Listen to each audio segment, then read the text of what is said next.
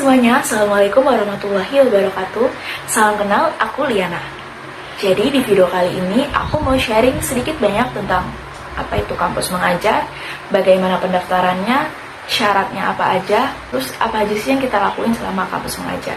So, buat yang mau mendaftar, stay tune.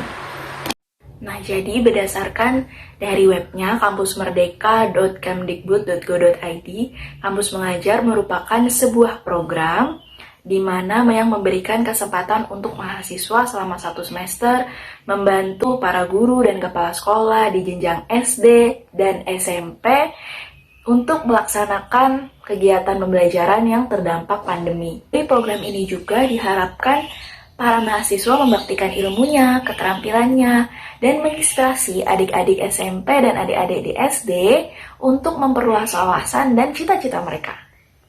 Ada persyaratan yang wajib banget teman-teman ketahui sebelum teman-teman mendaftar kampus mengajar. Yang pertama, pastikan teman-teman mempunyai akun MBKM. Nah, yang kedua, pastikan teman-teman merupakan mahasiswa dari perguruan tinggi baik negeri maupun swasta yang berada di bawah naungan Kemdikbud. Yang kedua, pastikan perguruan tinggi teman-teman memiliki akreditasi minimal B. Yang terakhir, pastikan nilai teman-teman berada di nilai IPK 3 skala 4. Setelah teman-teman memastikan semuanya itu, dan teman-teman berada di posisi checklist semua, hal yang selanjutnya adalah, ya tadi mendaftar akun MBKM. Terus kalau udah punya, silahkan teman-teman mengisi seluruh profil yang ada di situ. Dari mulai nama, identitas diri, nomor rekening, dan lain-lain semuanya diisi. Nah, ada beberapa dokumen yang wajib banget teman-teman isi, yaitu yang pertama ada transkrip nilai, yang kedua ada surat izin dari orang tua yang menegaskan bahwa bersedia jika teman-teman ditempatkan di mana aja, terus ada surat keterangan sehat dari rumah sakit atau puskesmas, dan yang terakhir ada surat fakta integritas. Itu wajib ya teman-teman. Kalau teman-teman mau tahu formatnya seperti apa, bisa langsung di-download di profile itu, di bawah.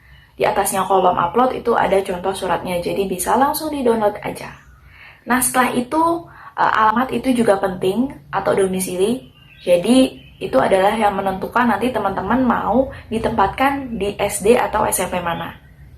Dan yang terakhir, yang paling penting dan tak kalah penting juga, nomor rekening. Jadi selama program Kampus Merdeka ini, teman-teman diharapkan mempunyai nomor rekening dari Bank BRI untuk yang wilayah selain Aceh. Untuk Aceh, teman-teman bisa menggunakan Bank BSI. Dan itu juga wajib ya teman-teman, biar nggak terkendala saat pencairan dana. Oh ya teman-teman, yang selanjutnya perlu diupload, tapi ini opsional. Jadi kalau misalkan teman-teman nggak punya pun nggak apa-apa, jangan minder. Itu ada sertifikat organisasi, atau sertifikat mengajar, atau sertifikat prestasi.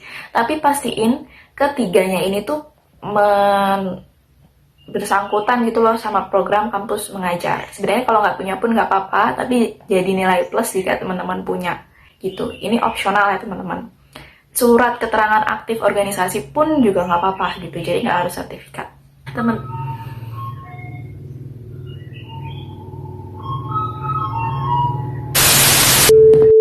Oke teman-teman, kalau misalkan sudah mengisi semua data diri dan juga mengupload yang sudah tadi saya sebutkan di awal, teman-teman langsung aja klik apply di kegiatan kampus mengajarnya.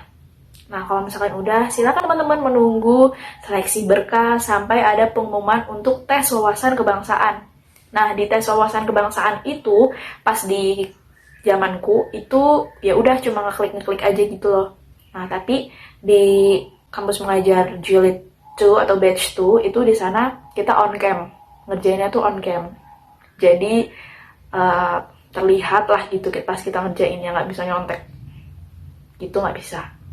Nah, nanti kalau misalkan udah semuanya nih, dari tes udah, isi upload sudah, semuanya sudah, nah teman-teman menunggu info di email. Nah, info di emailnya itu selain teman-teman dinyatakan keterima di emailnya itu, nanti juga dinyatakan di mana teman-teman bakal akan mengabdi gitu. Karena pas zamanku itu kan masih memilih SD-nya, dulu belum ada SMP. Nah, di batch 2 itu udah nggak bisa milih tapi masih sesuai sama domisilinya teman-teman gitu. Nah, setelah itu ditulis deh tuh di emailnya, selamat kamu keterima di program kampus mengajar dan ditempatkan di SD ini atau di SMP ini gitu. Jadi gacha aja gitu, dapatnya di mana. Kalian sudah mendapatkan email selamat kamu diterima gitu, amin. Nah, nanti teman-teman sebelum terjun, bukan terjun ke jurang, apalagi terjun payung, bukan terjun ke lapangan, di situ selama 1 minggu teman-teman mengikuti kegiatan pembekalan. Nah, kegiatan pembekalannya itu ada, di pembekalan itu ada sekitar seminggu, terus habis itu ada beberapa materi. Nah, ini salah satunya ada pembelajaran literasi dan numerasi. Aku sambil baca ya, mohon maaf karena tidak muat di sini.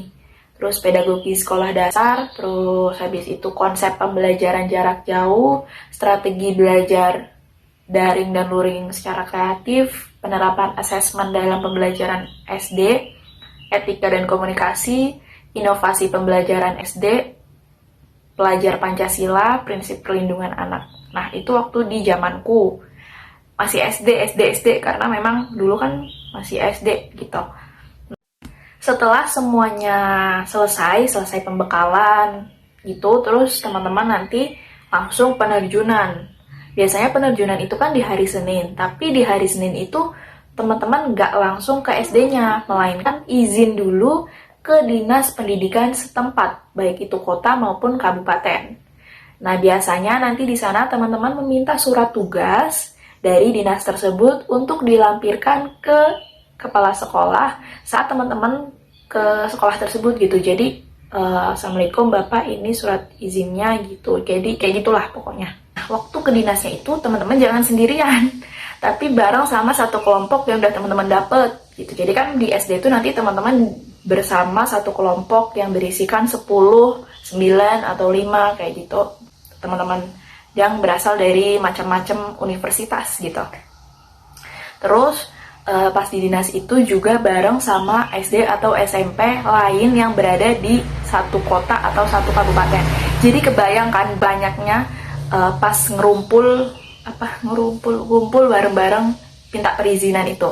Belajar dari pengalaman di kampus mengajar 1 pas di zaman aku, itu kan banyak yang ngumpul. Nah, pasti memperbaiki dong. Nah, itu di kampus mengajar jilid 2 atau batch 2 itu sudah banyak dinas yang melaksanakannya itu online. Jadi perizinannya itu online, nanti pas pembuatan surat ya hanya 1 atau 2 orang aja gitu yang ke dinasnya untuk mengambil surat tersebut. Jadi pas aku ke dinas itu dan teman-teman yang lain satu kelompok, itu suratnya nggak langsung jadi teman-teman. Jadi sekitar 2 hari 3 harian gitu baru jadi. Tapi besoknya, kan itu hari Senin kita kesana, pas hari Selasa kita udah ke kepala sekolahnya, ke sekolahnya gitu, minta izin. Walaupun belum ada surat, kita tetap mendiko bahwasanya kita mau mengadakan kegiatan kampus mengajar ini. Awalnya kita dikiranya tuh anak-anak KKN, tapi kok anak-anak KKN jasnya tuh bejiku ibiniu gitu kan, dari banyak kampus. Itu, nah kita nanti izin ke sekolahnya, terus bilang bahwa kita membutuhkan 2 atau 1 guru yang dapat membimbing kami gitu, atau guru pembimbing lapangan. Selain mendapatkan guru pembimbing lapangan, kita juga dapat dosen pembimbing lapangan gitu di satu kelompok tersebut yang bisa kita lihat di akun EBKM kita masing-masing. Nah, biasanya dosen pembimbing lapangan juga sudah langsung membuat grup WhatsApp kita gitu, terus habis itu nanti beliau perkenalan di grup WhatsApp itu. Untuk dosen pembimbing lapangan itu benar-benar gacha juga, acak gitu. Aku waktu itu di Bekasi dan dosennya itu dari Tasikmalaya. Jauh kan? Tapi baik banget, alhamdulillah bapaknya. Nah, kemudian lanjut ya, dari sesi perizinan tadi sempat kegocek sama DPL. Terus di sesi perizinan tadi kita kan di hari Selasanya udah izin tuh sama kepala sekolahnya. Nah, di hari Rabu kita datang lagi pada saat itu. Ini pengalamanku ya.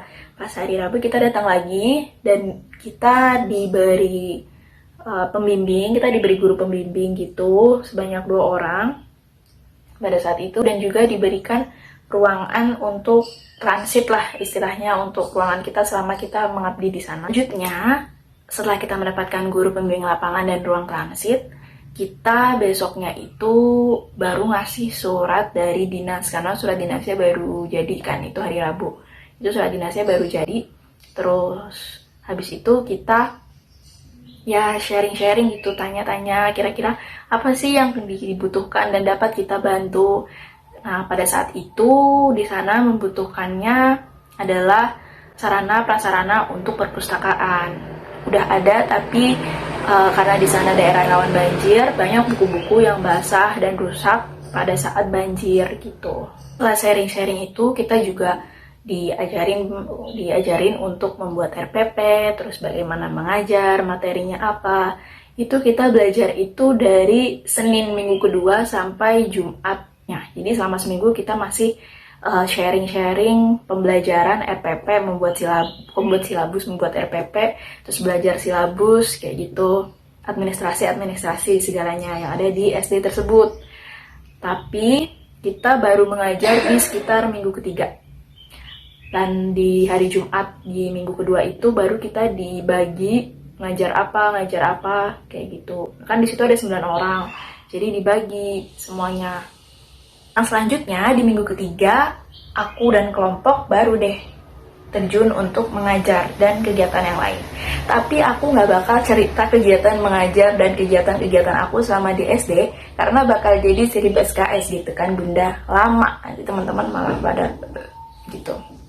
Nah, terus aku mau ceritain aja nih hal-hal yang wajib banget teman-teman kerjain ketika sudah saat penerjunan. Yang pertama, ada yang namanya logbook. Di situ teman-teman diminta untuk menceritakan kegiatan apa saja yang sudah dikerjakan selama hari itu. Aku saraninnya sih ngerjain logbook ini jangan sampai ditunda. Kenapa aku bilang jangan ditunda? Karena kalau misalkan ditunda tuh nanti kan menumpuk si logbook harian ini, bisa menjadi mingguan ataupun bulanan. Nah, itu nanti jadi males teman-teman untuk melaksanakannya. Selain males, juga forgot alias lupa. Tuh. Nah, itu juga bersangkutan sama pencairan dana. Jadi kalau misalkan teman-teman nggak pengen pencairan dananya tuh tersendat, itu harus diisi ya teman-teman ya, diisi wajibun. Terus yang selanjutnya ada yang namanya laporan mingguan. Nah, teman-teman juga wajib mengisi laporan mingguan ini selama 1 minggu sekali. Itu namanya juga laporan mingguan ya. Terus di laporan mingguan ini itu isinya ya seperti rangkuman logbook hariannya teman-teman aja sih, sama ada solusi dan kendala, kebalik ya, kendala dulu baru solusi dulu gitu, dari kegiatan-kegiatan yang berlangsung selama 1 minggu itu. Terus teman-teman dapat apa aja, pelajaran apa aja yang teman-teman dapatkan. Kalau pas di zaman aku di kampus mengajar jilid 1 itu, aku ada dibuat PDF dulu gitu, jadi baru diupload. Nah, kalau misalkan yang sekarang logbooknya aku kurang tahu ya, mohon maaf banget. Pokoknya saran aku, ya segala pelaporan itu dikerjakan sesuai deadline waktunya aja. Yang misalkan logbook harian ya, kalian isi di hari itu, terus laporan mingguan ya kalian isi di minggu itu. Karena kalau enggak ya kembali lagi, nanti takutnya terkendala pada saat pencairan dana. Tapi misalkan kalian sudah melaksanakan semuanya, terus kok pencairan dananya masih tersendat, telat gitu, ya maklum aja teman-teman, karena kan LPDP nggak mengeluarkan dana untuk kampus mengajar aja gitu, jadi ya dimaklum, tenang aja, pasti semuanya tetap cair. Ya bersabar lah, namanya juga mengabdi gitu, bismillah mengabdi. Selanjutnya ada yang namanya laporan akhir. Nah, laporan akhir sesuai namanya itu diuploadnya di akhir kegiatan. Biasanya nanti ada deadline-nya sendiri sih. Itu juga sebagai salah satu syarat pencairan dana bulan nggak sama bulan terakhir, tapi UKT kan kita dapat keringanan UKT itu kan. Nah, itu syaratnya. Terus ya itu juga nanti ada formatnya ada di Juklak. Tapi teman-teman cari di Google juga udah banyak kok, kayak laporan akhir kampus mengajar, itu udah banyak ada di situ contoh-contohnya, jadi tidak usah bingung. Dan ya kita udah sampai di akhir video. Aku mohon maaf jika misalkan nantinya ada kekeliruan dalam aku menyampaikan tadi. Jika teman-teman masih dirasa kurang atau ada yang ingin ditanyakan, silakan aja tulis pertanyaan di kolom komentar. Nanti aku langsung aku balesin satu-satu insya Allah gitu. Nanti kalau enggak ya aku buat ke video selanjutnya gitu ya teman-teman. Nah, aku juga mau menawarkan nih, karena sekarang aku lagi di program magang atau MSIB. Kalau teman-teman berminat, langsung aja komen apa yang mau ditanyakan di program MSIB. Jadi selanjutnya aku bisa membuat video terkait cara aku diterima di MSIB. Terima kasih. Ayo, tunggu apa lagi? Jangan kebanyakan mikir, langsung aja di-apply di kampus mengajar. Jika masih ada yang ingin ditanyakan, selain bisa tulis di kolom komentar, teman-teman juga bisa langsung aja ke websitenya kampusmerdeka.kemdikbud.go.id. Nah, di sana juga udah ada yang dijelasin beberapa terkait kampus mengajar. Jangan lupa deadline-nya tanggal 10 Desember, pastikan teman-teman terdaftar. Aku ucapkan terima kasih karena telah menonton sampai akhir video. Sampai jumpa di video selanjutnya. Bye-bye.